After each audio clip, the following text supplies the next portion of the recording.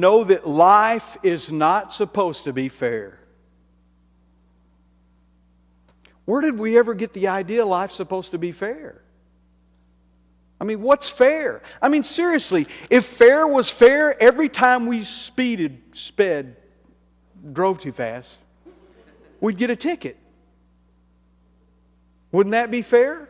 See, the only time we think life's not fair is when somebody else is getting something that we're not, and when we're getting hurt and somebody else isn't. Let me just tell you something. This will free you up. Realize, now don't let this be a negative thing. Let this be a positive thing. Life is not fair.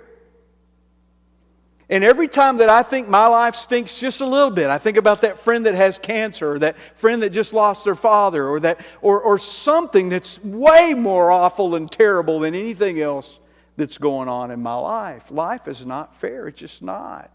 It's not meant to be. That's one of the things that helps us grow in our faith. And we've got to realize that when we get blessed, we need to be thankful for the blessing. And when life stinks, we need to be thankful for the stinking, because it can stink worse.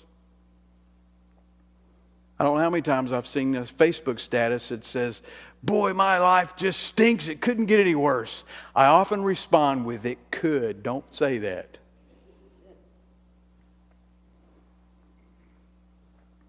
Look what Hebrews 12:15 says. "Look after each other so that none of you fails to receive the grace of God. Watch out that no poisonous root of bitterness grows up to trouble you, corrupting many." See, what happens is when you get feeling negative, and when you get feeling bitter, and when you're struggling because life isn't fair, it rubs off on other people. And I'll just tell you something. If you've got this friend in your life that just seems to be like that all the time, I'd find another friend. Now, if you've got someone close to you that you love, like a spouse that's all that all the time, then I would try to let your love and positive overcome the negative that they have.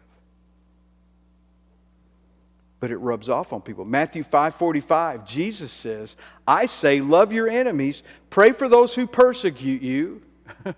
Have you tried that?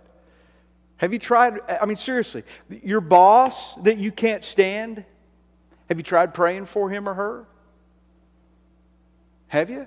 The person that just, the person that makes you feel bad all the time, the person that, you know, guys are awful. My wife always talks about this. A woman will never walk up to another woman and go, "Man, you have put on some weight," you know. But men do that kind of thing all the time. And there are people in our life that just seem to shoot darts at you all the time, just all the time. And women do it a little bit more passively than men do. But pray for that person. Realize where that person's coming from. But we got to help each other. He says, pray for those who persecute you. In that way, you will be acting as what? True children of your Father in heaven. For He gives His sunlight, and here's the not fair part. He gives His sunlight to both the evil and the good, and He sends rain on the just and the unjust alike. I've heard people ticked off because they've done something nice for somebody who doesn't do something nice back. That's not why that's why a lot of times we do something nice, but that's not why we're supposed to do something nice, is it? You know? I mean, we struggle when I seem to be living a whole lot better life than that guy, and he's got a new car, and he got the new wife, and he got the new, you know, and we do that.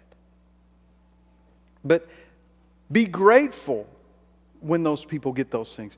I've seen lots of friendships, relationships end because somebody's jealous of somebody else. Again, we're never jealous when we're getting the better end. We're always jealous when the other person is getting the better end. So know that life is not supposed to be fair. That is so freeing if you will understand that.